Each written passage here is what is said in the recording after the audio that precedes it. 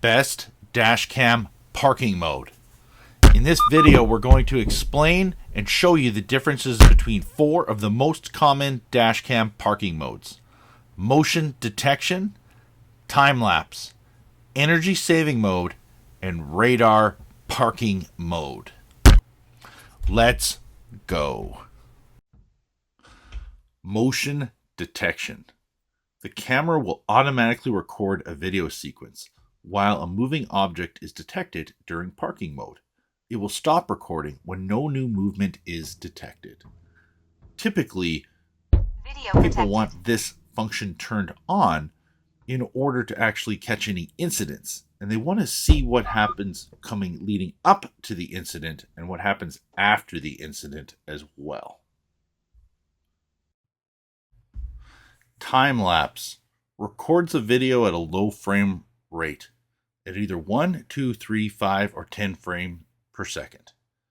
It keeps recording continuously without audio being recorded.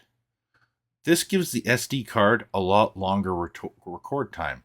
For instance, if it records at normal recording is 30 frames per second, and if we get a 1 hour on a normal recording with 1 frame per second, you're going to get about 30 hours of record time. So it allows you to get a lot more efficiency out of the SD card. Keep in mind, you're not getting as much information because you're only getting 1 frame per second. The other benefit of running time lapse is the majority of dash cameras on the market, if there is an impact in the recording, it will either record that frame video at 30 frames per second or at 10 frames per second, depending on the actual dash camera on the market. Energy saving mode. This monitors impacts to the vehicle. Video are recorded only when an impact is detected and 1 second after impact. Now, a lot of people get worried about this, like, whoa, so it's only going to record after the impact? That's correct.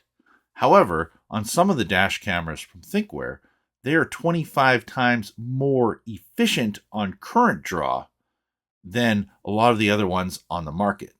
Downfall is you get 1 second after impact. Positive side is you can easily get 24 hours of coverage on this feature. But if you are worried about vandalism or certain things like that possibly happening, this probably won't be a good feature for you, but it is good in terms of efficiency and lasting very long if you're worried about someone possibly backing into your vehicle.